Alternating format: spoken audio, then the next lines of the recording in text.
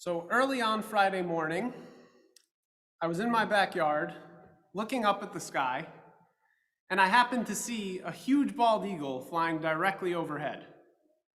And as I watched it pass over me, on closer inspection, it wasn't your garden variety bald eagle. In place of the white feathers that give it its namesake bald look, it had a jet black crown. Before I could call anyone else in the house out to see this wonder, it had flown out of sight. No one had seen it but me. And then I woke up. I'm open to any armchair dream interpreters here today. And while the image stood out to me in its unusual, striking imagery, I have not a clue what that dream meant. But rather than dwell on that dream at all, I got out of bed, I poured myself a cup of coffee, and I moved on with my Friday. As we all know, however, dreams and their mysterious meanings play such a central role in the Joseph story. And of course, it's Joseph's ability to interpret dreams, to decipher exactly what they portend, that plays such a crucial driving factor in the extended Joseph narrative.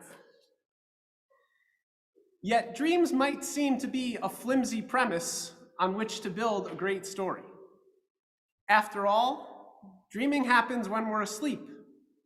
Dreams can be fascinating and fantastical, enjoyable or terrifying, but even in the eyes of experts, it doesn't seem like modern science understands exactly what role they play, how or why we dream, and ultimately what our dreams might mean for us, the dreamers. As a result, Isaac Abravanel, a 15th century Portuguese commentator, is puzzled by why Joseph's brothers got so mad at him about his dreams. He writes, "Why did his brothers hate him even more for the dreams? A person does not decide what to dream. Perhaps Joseph was hoping they would be able to interpret it for him. Friends do tell each other their dreams." To answer his own question, Abravanel proposes that the brothers may well have assumed that he merely invented these dreams to annoy them. Other commentators maintain that people's dreams are a manifestation of their imaginings, desires, aspirations, and fears. And so, of course, Joseph's brothers held him accountable for his apparently arrogant dream self.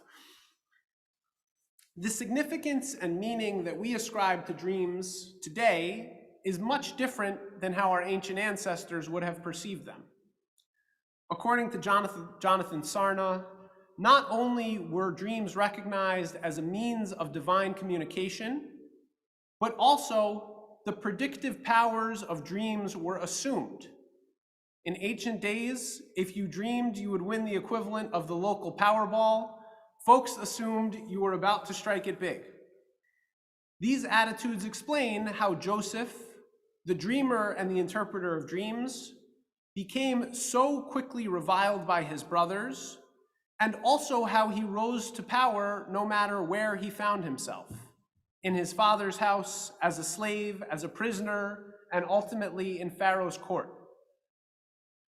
Some of the ancient beliefs in the power of dreams had not dissipated by the age of the rabbis of the Talmud in the first centuries of the current era. The rabbis believed deeply in the auspicious power of dreams.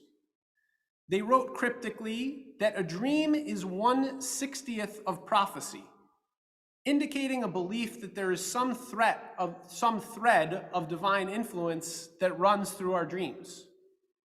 They also recognize that dreams, good or bad, can leave us feeling unsettled.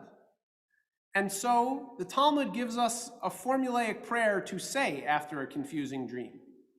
And here I'm quoting from the Talmud. "One who saw a dream and does not know what he saw should stand before the priests when they lift their hands during the priestly blessing and say the following: 'Master of the universe, I am yours and my dreams are yours. I dreamed a dream and I do not know what it is. whether I have dreamed of myself, whether my friends have dreamed of me, or whether I have dreamed of others, if the dreams are good, strengthen them and reinforce them like the dreams of Joseph. And if the dreams require healing, heal them like the bitter waters of Marah by Moses, our teacher, and like Miriam from her leprosy, and like Hezekiah from his illness, and like the bitter waters of Jericho by Elisha. And just as you transformed the curse of Balaam the wicked into a blessing, so transform all of my dreams for me for the best. And the person should complete their prayer together with the priests, so the congregation responds Amen, both to the blessing of the priests and to their individual request. And if the person is not able to recite this entire formula, they should say, Majestic One on high, who dwells in power, you are peace and your name is peace. May it be your will that you bestow upon us peace. The discomfort that this prayer is addressing is exactly what we saw with the baker and the cupbearer.